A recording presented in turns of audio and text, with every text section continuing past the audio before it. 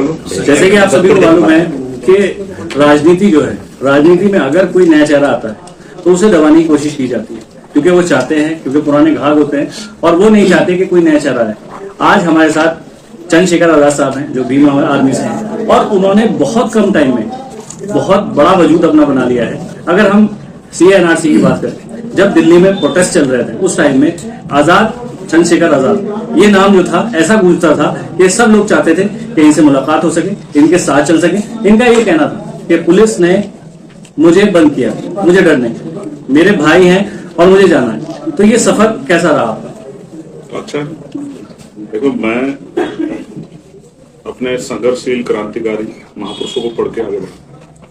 मैं वकील, मैंने इतिहास पढ़ा, इस मुल्क की आजादी और उसमें जहां से मैं पैदा हुआ वो ऐसी सरजमी है जहां से रेस में रुमाल तहरीक चली और फिर चाहे तोप खाना लूटा गया और शामली का तमाम, मैंने बहुत सारी तहरीकें पढ़ी कि आजादी कैसे मिलती है।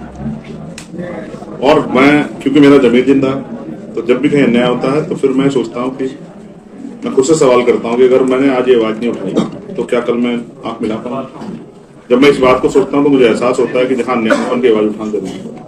और पिछले 10 साल में हो सकता है कि मैं कई हजार घटनाओं पर गया हूं, कई आंदोलन में शामिल हुआ हूं, खूब मुकदमे मेरे ऊपर लगे, खूब मुसीबतें मैंने झेली, जेल भी काटी।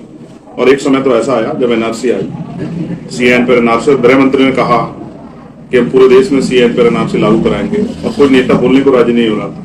और मैंने देखा कि थोड़ी सी हिम्मत करके जो हमारे तालीम इख्तियार उधर से गवाह थी और कुछ लोग आंदोलन के लिए आए, कुछ हमारी माई बहनें सड़कों पे प्रोटेस्टर पे गई, तो मुख्यमंत्री जी का एक बड़ा गंदा सा बयान आया, मुसलमानों ने खुद तो रजाई में घुस गए, अपनी बहनों को, माओ को, हमारे वालिदा कहते हैं वालिदा को बाहर निकाल दिया सड़कों पे कि वो लड़े, मुसलमान खुद घर में रजाई में घुस के बैठ गए। तो मुझे ऐसा लगा कि अब खराब हो गया, अगर आज मैं नहीं खड़ा हुआ कल शायद मैं जवाब नहीं दे पाऊंगा। फिर हमने और हमारे साथियों ने प्लान किया कि हम दिल्ली की जामा मस्जिद से ये प्रोटेस्ट मजबूत करेंगे, क्योंकि वो एक ऐतिहासिक जगह है जिसकी दुनिया में मान्यता है और वो जगह है जहां से मौलाना अबुल कलाम आजाद साहब ने ये ऐलान किया था जब बंटवारा हो रहा था, मुसलमान पाकिस्तान की तरफ मुंह कर रहा था, तो उन्होंने कहा था कि मुसलमानों पाकिस्तान बन जाए, ये आपका मुंह है। और जो तकलीफ उनको थी उस बात को आगे बढ़ाने का काम डॉक्टर बाबा साहब अम्बेडकर ने संविधान में सब लोगों के लिए किया। सामाजिक गैर बराबरी के खिलाफ कानून बनाया, कॉन्स्टिट्यूशन इस बात की आजादी देता है किसी के साथ गैर बराबरी नहीं होगी। धार्मिक गैर बराबरी के खिलाफ उन्होंने आर्टिकल में अवसर दिया, आर्टिकल 19 में किसी के आधार धर्म के आधार पर किसी के साथ गैर बराबरी नहीं होगी, अवसर की समता होगी, सब लोग तरक्की करेंगे, सब लोग आगे बढ़ पाएंगे, मुल्क सबका है। जो इस मुल्क में जब ये आंदोलन चला तो सबसे बड़ी समस्या है कि कागज और ये सब चीजें, तो एक सबसे बड़ा जवाब उसका ये था कि भारत का संविधान का आर्टिकल 5 कहता है इसमें नागरिकता का प्रोविजन है कि जो संविधान के लागू होने से पहले देश में था वो देश का नागरिक है, उससे कोई सवाल नहीं कर सकता, ये उसका प्रमाण है। तो हमारा संविधान हमें ताकत देता है। तो तमाम जो लोग भारत में रह गए उन लोगों को ये विश्वास है कि संविधान के जरिए हम लोग तरक्की करेंगे। और संविधान बहुत बड़े पैमाने पर लोगों तक पहुंचा। जो लोग संविधान के बारे में नहीं जानते उन्होंने पढ़ा कि मुल्क का आईन कितना मजबूत है और भारत का संविधान दुनिया का सबसे मजबूत संविधान है। उस संविधान के जरिए हमने घर घर तक संविधान पहुंचाया। और हमने एक वादा किया था जब मैं गिरफ्तार हुआ दिल्ली में जामा मस्जिद से, क्योंकि पुलिस ने कहा कि हम ऊपर चढ़ रहे हैं सीढ़ियों पे, और मैंने ये महसूस किया कि उसकी मर्यादा के साथ खिलवाड़ हुआ। तो मैंने कहा कि मैं नीचे आ जाऊंगा, लेकिन मेरी एक शर्त है कि जो निर्दोष लोग आपने पकड़े हैं आप उनको छोड़ें। और ऐसा हुआ। इसमें कुछ अभी भी ऐसे लोग हैं जैसे जब से प्रोटेस्ट स्टार्ट हुआ था उसके बाद जो लोग आपके साथ स्टार्टिंग में रहे और आपको देख के उन्हें हौसला आया था, उनमें से बहुत सारे लोग आज भी जेलों में बंद हैं, तो उनको लेके भी कुछ हो रहा है। 40-42 लोग उस दिन छोड़े गए जी। बहुत सारे ऐसे लोग हैं जो बंद हैं और उनके मुकदमे कोर्ट में चल रहे हैं। लेकिन मैं समझता हूँ यहाँ की न्यायपालिका भी कहीं ना कहीं दबाव में है और ऐसा हमने कई मामलों में देखा, चाहे जामा मस्जिद का मामला, चाहे और कई मामले जिसमें कहीं ना कहीं सुप्रीम कोर्ट के ऑर्डर पे भी सवाल खड़ा। और मैं आपको ये भी बता दूं, हम इस देश के नागरिक हैं, हम हर फैसले पे सवाल खड़ा कर सकते हैं क्योंकि हम टैक्स देते हैं। और विरोध करना, आलोचना करना है, स्वीकार करना, ये संविधान हमें ताकत देता है। तो बहुत सारे ऐसे लोग हैं जेल में और उनके परिवारों से हम लोग टच में। जैसे कुछ युवा है, जैसे आप लोग आपको देख के वो भी चाहते हैं कि वो राजनीति में, वो भी चाहते हैं कि वो अपनी आवाज उठाएं, और उनको क्या होता है कि वो आपके पीछे चलना शुरू कर दें या औरों के पीछे चलना शुरू कर दें। बीच में क्या होता है कि उन्हें उनका हौसला टूट जाता है या किसी वजह से जैसे जेल वाली बात आ जाती है, जैसे आपने भी कहा कि मैं भी जेल काट के आया हूँ, और कुछ परिवार चाहते हैं कि मेरे बच्चा जेल ना जाए या कुछ उसके साथ ऐसा हादसा ना हो जाए, तो ऐसे में बीच में उनका हौसला टूटता है, तो उनके लिए क्या कहना चाहिए? देखो, राजनीति सबसे बड़ी बात जो है ना, अब राजनीति कई तरह की होगी। कुछ लोगों के लिए राजनीति व्यापार है, कुछ पैसे खर्च करो, लोगों के बीच में जाओ, मीठी मीठी बातें करो, जीतो, फिर पैसा कमाओ। कुछ लोगों के लिए राजनीति है। कुछ लोगों के लिए राजनीति अपने 2 नंबर के धंधे कर जो कर रहे हैं उनको, उनके सुरक्षा का काम है कि वे वो कुछ बन जाए और उनके 2 नंबर के धंधे सुरक्षित हो जाए। कुछ लोगों के लिए राजनीति सेवा भाव है, और हमारे लिए राजनीति, डॉक्टर बाबा साहब अम्बेडकर ने कहा, पॉलिटिक्स द मास्टर है। राजनीतिक सत्ता वो चाबी जो आपकी सारी परेशानियों को हल कर सकती है। जब ये मुल्क आजाद हुआ, उससे पहले जिन वंचित वर्गों को अधिकार नहीं था, उनको अधिकार दिलाने का काम संविधान ने किया। वो संविधान में जो अधिकार है उनको लागू कराने की जो ताकत है वो सरकारों के पास है। कानून सदन में बनते हैं, लागू कराने की हिम्मत सरकार पे होती है, बाकी जो तंत्र है वो सरकार के अधीन होता है। जैसे आप कह रहे कि नौजवान राजनीति करना चाहते हैं, तो डॉक्टर बाबा साहब अम्बेडकर ने कहा कि राजनीति में हिस्सेदारी न करने का सबसे बड़ा दंड ये होगा कि योग्य लोग आपके ऊपर शासन करें। पढ़े लिखे लोग राजनीति से दूरी बना के बैठे, और फिर वो रोज ये कहते हैं कि यार हमारे साथ सरकारी समस्या करेगी। सरकार तो करेगी ना, जब आपकी विचारधारा की विरोधी सरकार है तो वो आपके खिलाफ काम करेगी, ऐसे कानून बनाएंगे, ऐसे डिस्टर्बेंस पैदा करेगी कि आपकी तरक्की रुक जाए। तो जब आप राजनीति नहीं कर रहे हो तो फिर जो लोग राजनीति कर रहे हैं वो उसका सामना करेंगे। पढ़े लिखे लोग राजनीति नहीं कर रहे हैं, वो अपने रोजगार के चक्कर में पड़े, लेकिन हर चीज राजनीति से इन्फ्लुएंस है। अगर आप सही काम भी कर रहे हैं, आपका एक छापा पड़ जाए तो आपको लगेगा कि पता नहीं क्या हो गया, झूठे कागज बनेंगे, झूठे मुकदमे में सब खराब हो जाएगा। तो राजनीति धैर्य का काम है। जैसे किसान अपने पेड़ में, अपनी फसल में कितना ही पानी क्यों ना दे दे, लेकिन फल कब लगेंगे? जब समय आ जाएगा। धैर्य लोगों में है नहीं। जो किसी स्वार्थ के लिए राजनीति कर रहे हैं वो छोड़ के भाग जाते हैं। हम संकल्प के लिए राजनीति कर रहे हैं कि हमें राजनीतिक सत्ता प्राप्त करके अपने लोगों की तरक्की के रास्ते खोलने, और जो गलत कानून हमारे लोग खिलाफ बना देंगे उनको खत्म कराना, और ऐसे कानून बनाए जिससे लोगों की तरक्की, मजलूम, शोषित, वंचित, कमजोर, जैसे मुझे भी राजनीति का शिकार होना पड़ा।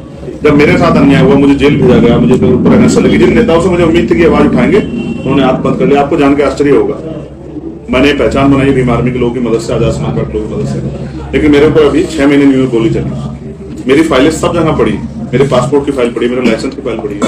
आप ये समझो, जब मेरे जैसे व्यक्ति पे गोली चलती है तो उत्तर प्रदेश कानून व्यवस्था कहाँ है? और तकलीफ इस बात से होती है कि सरकार इस बात को डिनाई कर देती है और मामले को छिपाने का प्रयास करती है। तो मैं समझता हूँ कि न्याय की उम्मीद तो है नहीं। तो मुझे और सब लोगों को समझना चाहिए कि जब तक ये नालायक सरकार है जो इस देश को दोबारा गुलामी की तरफ ले, जब तक ये नहीं हटेंगे तब तक उनकी तरक्की के रास्ते नहीं खुलेंगे। बिजली का बिल, पानी का बिल, अच्छी पढ़ाई, अच्छा इलाज, जमीनों की जो नोटरी है इसमें जो लगते हैं, स्टाफ लगते हैं, ये सब क्या, इसकी क्या वैल्यू होगी? ये तो सरकार तय करती है ना। फीस क्या होगी, टैक्स क्या होगा, पेट्रोल डीजल के दाम क्या होंगे, ये सब आपकी जिंदगी मायने रखता है? महंगाई, बेरोजगारी, ये सब कौन तय करता है? सरकार तय करती है। इसलिए हमारे लोग राजनीति को नहीं समझते। मैं राजनीति को समझ गया, इसलिए मैं निकला हूं कि लोग जागरूक हों, अपनी राजनीतिक ताकत बनाएं और काम करने वाले लोगों को मौका मिले और लोग आगे बढ़ के जनता की सेवा करें और जनता के हक अधिकार सुरक्षित करें, लोग आगे बढ़े, तरक्की करें। अच्छा, जैसे इंडिया गठबंधन हो गया, यस, उसमें आप भी शामिल हैं। अब अगर बात करें तो माननीय जो विधायक हैं उनका कहना है कि मैं भी चाहता हूं कि नगीना सीट से मेरी वाइफ या मैं लड़ूं। अब ऐसे में इंडिया गठबंधन में वो भी हैं, सब समाजवादी सब लोग हैं, तो ऐसे में अगर आपको टिकट नहीं होती, किसी और को टिकट हो जाती है नगीना सीट से, तो उसके बाद भी आप इलेक्शन लड़ेंगे? देखो, मैं पहली बात तो आपको स्पष्ट कर दूं कि अगर बात चुनाव की है तो आजाद समाज पार्टी यहाँ चुनाव लड़ेगी। ये फैसला आजाद समाज पार्टी का, और वोट यहाँ जनता को देनी है, ना तो गठबंधन को देनी है, ना गठबंधन के नेताओं को देनी है। यहाँ की आवाम फैसला करेगी। नगीना पार्लियामेंट में ये 4थी बार इलेक्शन होने जा रहा है। अब एक बहुत जागरूक पत्रकार है, पहला एमपी कौन सी पार्टी का बना? इंडिया समाजवादी पार्टी का। क्या नाम था? यशवंत। क्या काम किया? कुछ नहीं। आप खुद कह रहे हैं, मैं नहीं कह रहा। जी, कुछ नहीं। दूसरा एमपी कौन बने? वो यशवंत सिंह। क्या किया? कुछ नहीं। तीसरा एमपी कौन बने? समाजवादी बीएसपी अलायंस के, आरएलडी अलायंस के, गठबंधन के। लोगों ने क्या सोच के वोट किया था? ये आदमी हमारी आवाज उठाएगा, ये हमारी लड़ाई लड़ेगा, ये हमारे लिए अवसर पैदा करेगा, ये सदन में भी हमारी एक इशू उठाएगा, तो आप वोट क्यों देते हैं? अच्छा, इसमें जैसे अगर मैं इसको ऐड कर दूं, तो आप वोट क्यों देते हो? अभी तो मैं समझता हूँ ना, हालात ये है कि हम वोट देते हैं सोच के कि हमें इस पार्टी को हराना है, इस पार्टी को जिताना है, मगर कभी हम ये नहीं सोचते कि हम अपने लिए कोई ऐसी आवाज तैयार करने जो आवाज हमारे हक अधिकार की लड़ाई सड़क पर भी लड़ सके और सदन में उठा। नगीना आजाद समाज पार्टी लड़ रही है, पार्टी ने मुझे आदेश किया चंद्रशेखर आजाद लड़ेंगे, इससे कोई फर्क नहीं पड़ता कि बाकी कोई अपना प्रत्याशी लड़ाना चाहता है, और मैं किसी को ना नहीं करना। अगर वो चाहते हैं, आप मुझे बताओ मेरे मुकाबले पे कौन ऐसा प्रत्याशी है जो भाजपा को हरा सकता है? नहीं, इसमें एक सवाल ये वाली बात पहले मैं जो आपसे पूरा उसको कंफर्म करूँ। नहीं, इसी में मैं जवाब हो मुझसे ज्यादा मजबूत पहचान का कोई प्रत्याशी यहाँ है अभी तक तो फिलहाल नहीं। ठीक, तो अगर वो चाहते हैं भाजपा हारे तो उन्हें मेरी मदद करनी चाहिए जी। या वो भाजपा को अवसर देना चाहते हैं। और देखो फिर मैं कह रहा हूँ, अभी तो पार्टी ने एक ही सीट पर तय किया कि हम यहाँ लड़ेंगे, अभी 79 सीट बाकी है। हमें भी तय करना है कौन हमें इस लड़ाई में हमारी मदद कर रहा है भाजपा को रोकने के लिए, और कौन सिर्फ ये सोच रहा है कि चंद्रशेखर आजाद रुके। इसमें मेरा सवाल यही है ना कि देखिए जनता जो है, जो आपके द्वारा जनता तक पहचान पहुंचाना चाह रहा हूँ, मेरा सवाल ये है कि जनता देखती है एक 6-7 कैंडिडेट खड़े हो जाते हैं, उसके बाद जनता कंफ्यूज हो जाती है कि उसकी नजर में कौन कैंडिडेट बढ़िया है। ठीक है, उसके कुछ लोग ऐसे होते हैं कि जो पहले से किसी पार्टी को सपोर्ट करते आ रहे होते हैं, कोई कुछ लोग होते हैं किसी चेहरे पे वोट करते आ रहे हैं, ऐसे में वोट बढ़ जाता है। तो ऐसे में आप क्या कहेंगे, जैसे अगर मान लीजिए अगर ये खड़े भी हो जाते हैं और आप वोट जो बढ़ रहा होता है उसके लिए आप क्या कहेंगे? देखो बढ़ेगा नहीं, जब आदमी को, जब आप बाजार में किसी काम के लिए जाते हैं कुछ खरीदने के लिए या कुछ इन्वेस्टमेंट करने के लिए, अगर आपको बहुत कम साधन लगा के बहुत अच्छी चीज मिल जाए तो आप उसे मिस नहीं करोगे। अब आप समझो राजनीति में एक सिद्धांत और है, वैसे तो भाजपा कांग्रेस तमाम पार्टियों ने पैसे की राजनीति को मजबूत कर दिया है, पैसे वाले लोग भी आगे बढ़ सकते हैं, गरीब के बेटे आगे नहीं बढ़ सकते, लेकिन वोट देने के लिए पैसा नहीं लगता।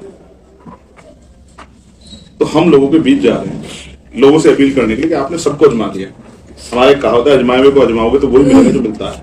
अगर आपको अपने क्षेत्र को ऐसा ही पता है, अगर आपको यहाँ की समस्याओं के साथ जूझना ही है, जैसे अभी आप थे वहां, मैं जब गाड़ी में बैठ रहा था तो एक मुस्लिम साथी आए, उन्होंने मेरे सर पे हाथ रख के कहा कि हम आपको वोट देंगे, नोट भी देंगे, सारी ताकत देंगे, लेकिन हमारी एक समस्या है। कोई सड़क उन्होंने बताई नखीने वाली वो रोड वो आप बनवा देंगे। तो मैंने उनसे कहा कि ये बहुत छोटा काम है, ये तो 15 दिन का काम है। नहीं, मैं किसी विधायक जी पे बात नहीं करना चाहता, उनका रोड है, वो मेन रोड है, मुझे नहीं कहना, वो भी भाई है, उनको सोचना है वो क्या कर रहे हैं। अगर अच्छा काम नहीं करेंगे तो जनता आगे उनको सबसे मौका नहीं देगा। तो मैंने कहा ये बहुत छोटा काम है, ठीक, कोई बड़ा काम बताओ जो मेरे मन में सपने। यहाँ का जो व्यक्ति प्लान करके रोजगार करने के लिए जाता है दूसरे स्टेट में, वो कैसे बनेगा? यहाँ जो बाढ़ की समस्या होती है बिजनौर वासियों के लिए, वो कैसे खत्म होगा? यहाँ जो रोजगार के नाम पे छलावा हो रहा है वो कैसे बंद हो? यहाँ जुन जाति लोगों को डराने धमकाने के लिए बुलडोजर प्रताप तमाम तरह से दुकान बंद करो, ये कैसे खत्म हो? यहाँ जो थाने में कचहरियों में तमाम तरह की दलालियां हो रही है और गरीब के बच्चों को पकड़ कर ले जाकर उसकी जेब काटने का काम होता है, ये कैसे बंद? इस क्षेत्र में अच्छे स्कूल कैसे खुले, अच्छे कॉलेज कैसे खुले, अच्छे अस्पताल कैसे बने, उनके रोजगार का उनको जो उनमें स्वास्थ्य सेवाएं कैसे हैं, ये कैसे हल? और मेरे पास बहुत सपने हैं इंडस्ट्रियल एरिया लग के यहाँ के बच्चों को, यहाँ के भाइयों को, बहनों को रोजगार मिलेगा। जब पैसा आपकी जेब में आएगा तब आप अपने सपने पूरे कर पाओगे। आज तो हालात जो है, आप देश में जाओ ना, आपको बिजनौर का आदमी मिलेगा ना, मैं तो जाता हूँ ना, कर्नाटक जाओ, हैदराबाद में अभी गया ना, हैदराबाद में बिजनौर के लोग मिले, सब जगह मिलता है। बिजनौर की खासियत है। तो आप कह रहे हैं कि अगर आप आएंगे तो रोजगार देंगे, यूपी में रोजगार देने की कोशिश करेंगे, क्योंकि अगर देखा जाए एक टाइम में बवाल हुआ था बॉम्बे में कि बाहर के लोग भैया लोग जो है बाहर गए। अच्छा, क्यों गए वो लोग यहाँ से बताओ? अगर यहाँ वही वाली बात है ना, यहाँ की सरकारों ने, हाँ, अगर फैक्ट्री जैसे यहाँ पे देखा जाए तो बहुत सारी फैक्ट्री बंद हो गई, बहुत सारी चीजें, बहुत सारे मिल बंद हो गए जी। तो ऐसी क्या प्लानिंग है आपके आने वाले टाइम? मैं कहा आज सब बता दूंगा तो मेरी कॉपी करने लगेगी। थोड़ी सी मतलब एक दो तो बताइए, लंबा हो जाएगा। लास्ट सवाल मैं आपको फिर सीरियसली कहता हूँ, मैं नौजवान हूँ, बेरोजगारी का दर्द समझता हूँ, बैकलॉग बहुत बड़े पैमाने पर खाली है, उस सारे बैकलॉग को भराने के लिए हम सरकार के नाक में दम करते हैं। हम रोज सवाल खड़ा करेंगे कि ये बैकलॉग जब 6 महीने में अगर कोई सीट रिक्त हो गई है, चाहे वो प्रधानी की हो, चाहे विधानसभा की हो, लोकसभा की हो, तो 6 महीने में चुनाव होते हैं ना।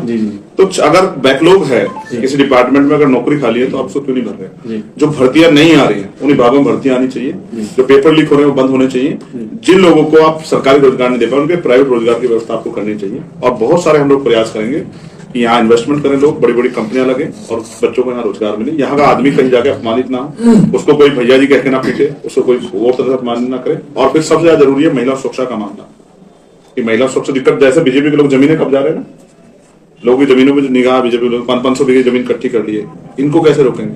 इन सबका इलाज ये है। अभी 25 के करीब लोगों की जाने गई जब गुलदार ने हमला किया, उसके लिए हमने 21 तारीख का आंदोलन रखा है। आप मुझे बताओ, हम टैक्स देते हैं, ये सब लोग टैक्स देते हैं, इनकी रक्षा सुरक्षा जिम्मेदारी सरकार की है। सरकार ने क्या किया? डीएम साहब ने क्या किया? एसएसपी साहब ने क्या किया? कमिश्नर साहब ने क्या किया? क्या उनकी जिंदगी, जिनके बच्चे चले गए, उनको जवाब कौन देगा? मैंने पहले ही मांग की थी कि उनको 25 लाख रुपए मुआवजा मिलना चाहिए प्रत्येक परिवार के लिए। मैं दोबारा 21 तारीख को उसमें जाऊंगा, जिलाधिकारी से मिलूंगा और प्रयास करूंगा कि कोई भी सरकार जागे उन परिवारों की मदद। देखो ये लोकतंत्र है, शोर नहीं मचोगे मचाएंगे। भगत सिंह कहते हैं बहरे को सुनाने के लिए धमाके की जरूरत होती है, जब तक आप हल्ला नहीं मचाओगे सरकार नहीं सुनेगी। हल्ला मचा हो सकता है जिसने सीबीआईडी इनकम टैक्स का इसको डर ना हो, ठीक है, जिसको झूठे मुकदमे जेल से डर ना लगे। मैंने तो दिल्ली की 2 बार तिहाड़ काटी ना। एनआरसी का आंदोलन था, उन्होंने मुझसे कहा आप दलितों की लड़ाई लड़ो, ठीक है, पिछड़ों की मुसलमानों की लड़ोगे तो आपका इलाज हो जाएगा। खूब लाठी हमारी मेरे पैरों पे नखून खींच लिए। अच्छा, पिछड़ी वर्ग की बात जैसे आप कर रहे हैं, दलितों की बात कर रहे हैं, तो अगर जैसे देखा जाए नगीना सीट जो है उसमें लास्ट है कि इसमें ज्यादातर जनरल कास्ट के लोग, तो आपको लगता है कि वो भी आपको वोट देंगे? क्योंकि आप लगातार एक बात कहते आते हैं, आपका कहना ये होता है कि मुझे दलित सपोर्ट करें, मुझे दलित भाई का साथ चाहिए और मैं दलित का ही चाहता हूँ। अब ऐसे में अगर आप नगीना सीट से बात करें तो नगीना सीट पे ज्यादातर जो है जनरल लोग, उनका सही माइक लाओ। पहले तो अपनी पत्रकारिता को सही करो। मैंने कभी नहीं कहा कि मुझे सिर्फ दलितों का सपोर्ट चाहिए।